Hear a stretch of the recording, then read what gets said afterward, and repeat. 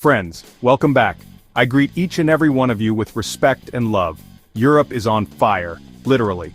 Across the continent, unprecedented heat records are being smashed, one after another. Temperatures never seen before are igniting massive wildfires from Spain to Croatia, from Italy to France. These aren't the kind of fires you can simply put out. They're stronger, more destructive, and far harder to control. In fact, wildfire incidents in Europe have surged by 87% this year alone, almost double the normal rate. Southwest France is burning, Croatia is burning, Italy and Spain are burning. No difference on southeast as well in Greece and Turkey, though not as bad as last year, is facing flames once again. Over the past 2 weeks, massive wildfires have been tearing through forests. Across Europe, the story is the same, heat records being shattered. And here's the scary part. In many of these regions, temperatures were already 10 to 12 degrees above seasonal averages in recent years. Now they've soared to levels that were once unthinkable. In Croatia and Hungary, the thermometer has touched 39.9 degrees Celsius in the shade. Nearly 40 degrees in countries where such heat is far from normal. And it's not just Europe. Canada has broken its own heat records. Iraq has crossed the 50 degrees Celsius mark. Even the Nordic nations, yes, above the Arctic Circle, have seen days above 30 degrees Celsius. Something is happening to our planet, the air itself feels different. But the experts say, get used to it. This is the new normal. Bob Ward from the Grantham Research Institute says that just like recent summers, this one has been extraordinary in terms of extreme heat. But here's the catch. When every summer is extraordinary, extraordinary becomes ordinary. In Italy, 16 cities have now crossed the red alert threshold, and tragically, a 4-year-old child died from heat stroke. Across Europe, elderly citizens, infants, and vulnerable people are quietly becoming victims of the heat. Meteorologists warn, it's not just how hot it gets, but how long and how widely the heat lingers. If it's just 3 days of heat followed by a cool break, people can cope. But when the heat lasts 5, 10, 15 days straight, nature and the human body begin to break down. French weather records show something chilling. More than half of all major heat waves since 1947 happened in the last 15 years. The heat is drying vegetation, destroying crops, and creating what scientists now call a Molotov cocktail for the environment. A perfect storm of drought, fire, and destruction. The EU's fire experts are blunt. We're moving from extreme conditions to beyond extreme.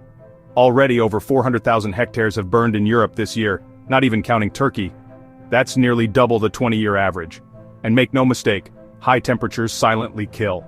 In Europe, tens of thousands die each year from heat waves. Researchers warn that by the end of this century, dangerous heat in Europe could kill between 10,000 and 80,000 people annually. It's not just the heat. Extreme weather, storms, floods, droughts, are becoming part of our everyday lives. We are already in a new era, not entering it, we entered it around 2020. And every year since, the extremes have escalated. The numbers don't lie. In the last decade, natural disasters have grown more frequent, more intense, and more destructive. The annual global cost? Around $330 billion and climbing toward $500 billion when unreported damages are counted. NASA confirms it. Between 2003 and 2020, droughts and floods doubled in frequency. In the last 5 years, they've doubled again. This is not regional, it's global. Every continent, every ocean. The UN's latest climate report calls this unprecedented simultaneous disasters. Heat waves, floods, droughts, wildfires, all happening together, everywhere. Oceans are heating. El Niño cycles are making it worse. And warm seas heat the continents, fueling superstorms, massive, long-lasting hurricanes that will define the coming decades. Studies from Nature Water reveal that human activity is intensifying extreme droughts and floods. Another study found that recent extreme heat and flood events have affected 70% of the world's population. That's nearly all of us. Whether you believe it's caused by human activity or natural cycles, the reality is the same. We are heading into an age of survival. The 2030s will be brutal. No country is fully ready, but we need 5-year, 10-year action plans now, not tomorrow. Yet in public discussion, what I see saddens me. People divided into political camps arguing everything except the actual solutions. Why? Because humans are now living right on the edge of forests. Cities are expanding into fire zones. One careless cigarette, one broken bottle in dry grass, one spark, and an entire community can burn. If we live beside forests, we need fire breaks, safety zones, and strict prevention measures.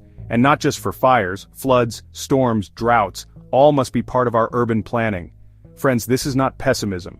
This is reality, backed by data. I'm sharing this not to frighten you, but to prepare you, to inspire action, even small action, because we are already in the new age. The question is, will we survive it? Thank you for watching. Until next time, stay safe, stay aware, and take care of each other. If you found this video helpful, give it a like, subscribe for more, and let me know your thoughts in the comments. I read every single one.